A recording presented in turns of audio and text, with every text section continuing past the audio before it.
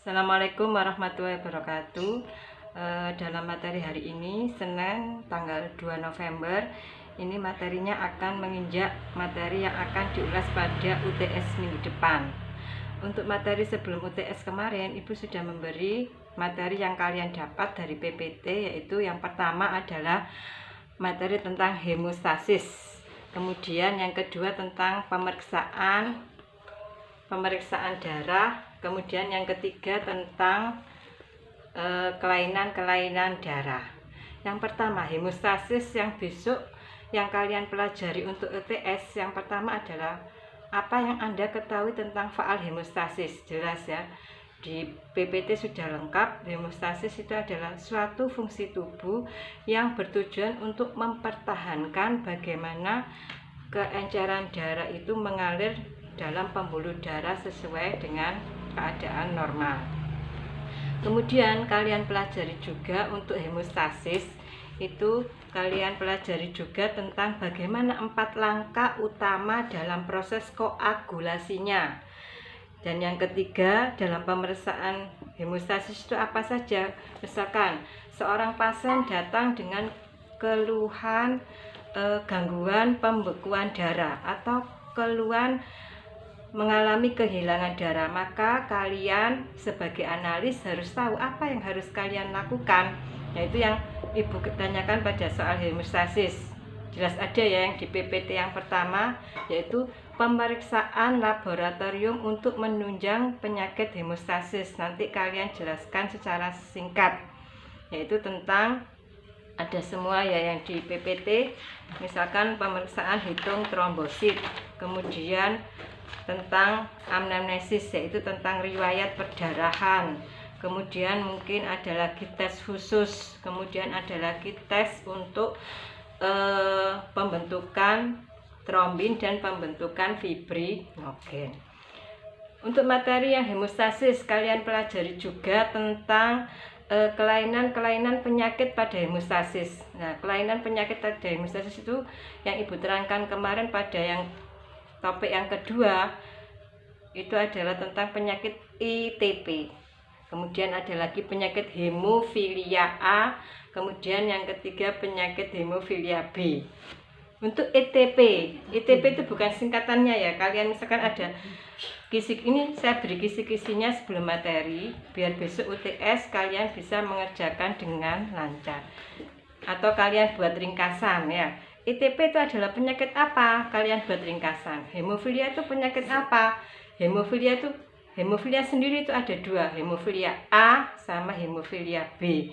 Itu kalian rangkum gejalanya bagaimana. Kemudian istilahnya hemofilia A itu bedanya, A itu apa, hemofilia B itu apa. Kalian bisa buat rangkuman. Itu adalah materi dalam faal hemostasis. Kemudian dalam pemeriksaan darah, pertemuan yang ketiga dan yang keempat, Ibu membahas tentang pemeriksaan kelainan-kelainan darah. Nanti pada materi pemeriksaan kelainan darah itu nanti Ibu buat kisi-kisinya, yaitu tentang pemeriksaan HB. Itu kalian pahami. Oh, HB itu ternyata ini Ibu nanti buat soal seperti studi kasus ya. Oh, misalkan HB, apa sih gejalanya penyakit HB itu? Misalkan mual, muntah, pusing. Kemudian LED, oh gejalanya apa? Infeksi, leukositnya meningkat, kemudian timbul apa? Gejala klinis. Nah, itu biasanya kalian sebagai analis harus tahu, oh kalau ada orang gejala ini adalah pemeriksaan HB dan leukosit. Nah, itu kalian besok UTS harus menjawab dengan jelas. Misalkan, oh pemeriksaan HB, oh pemeriksaan leukosit. Itu harus kalian juntrungkan. HB itu menggunakan prosedurnya ini. Kemudian harga normalnya gini-gini. Nanti menambah poin untuk soal nilai UTS kalian. Jadi dihafalkan untuk pemeriksaan darah itu terutama pemeriksaan HB dan pemeriksaan leukosit. Kemudian dalam materi pemeriksaan darah khusus itu kalian ada yang namanya di dalam materinya itu topiknya tentang LED. Ini nanti kalian pelajari tentang bagaimana faktor-faktor yang dapat mempercepat dan memperlambat LED. Oh, ternyata mempercepat itu karena faktor eritrositnya. Oh, faktor tegaknya pipetnya atau tentang ketelitiannya atau tentang pengambilan darahnya itu nanti kalian buat rangkuman, kemudian dibuat belajar untuk UTS.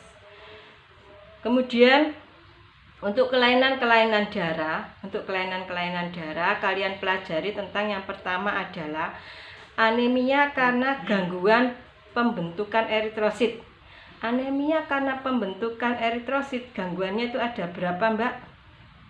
Ada 3 ya, yang materi yang kelima, yaitu keenam kemarin ya, kelima ya, yaitu anemia karena gangguan eritrosit jelas ada 3. Yang pertama adalah anemia, yang kedua karena polisitemia, yang ketiga karena thalassemia. Itu adalah anemia karena gangguan pembentukan eritrosit. Atau anemia sendiri dari gangguan pembentukan eritrosit itu juga terbagi menjadi 2. Anemia refratorik itu kalian buat catatan, oh isinya ini. Anemia hipoproliferatif itu adalah anemia karena ini. Itu buat rangkuman. Itu yang pertama ya. Yang kedua, dalam kelainan darah yang kalian pelajari adalah jelaskan 3 kelainan eritrosit. Ya, kelainan. Jadi dibedakan ya. Kalau anemia karena gangguan pembentukan eritrosit itu ada 2 tadi. Anemia refratorik sama anemia hipoproliferatif. Yang pertama itu anemia karena pembentukan eritrosit. Yang kedua, jelaskan 3 kelainan eritrosit. Jelas, kalau kelainan eritrosit itu ada 3. Yang pertama adalah anemia. Jadi kelainan eritrosit itu ada 3. Yang pertama anemia, yang kedua polisitemia, yang ketiga adalah thalassemia. Jadi selain disebutkan istilahnya itu, kalian buat rangkuman. Oh, anemia karena kekurangan Hb eritrosit HCT. Oh, polisitemia karena gangguan karena kelebihan eritrosit. Oh, thalassemia karena gangguan karena apa? Faktor genetik. Kemudian yang ketiga yang dipelajari dalam materi kelainan darah adalah anemia berdasarkan morfologi eritrosit.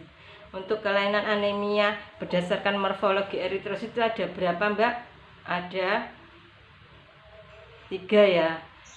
Kalian baca, yang pertama adalah hipokromik normositik itu ya, yang kemarin Ibu bahas ke pertemuan yang ke-6. Kemudian yang kedua adalah anemia makrositik normokromik, dan yang ketiga adalah anemia mikrositik hipokromik. Jadi saya ulas lagi, untuk kelainan darah yang dipelajari 1, anemia karena pembentukan eritrosit. Yang kedua, sebutkan kelainan-kelainan dalam eritrosit. Yang ketiga, anemia berdasarkan morfologi eritrosit. Itu materi yang kalian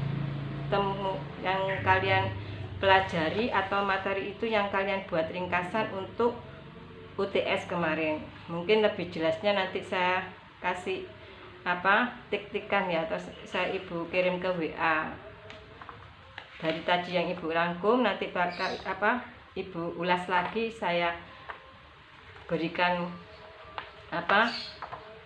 WA lagi ke grup ya.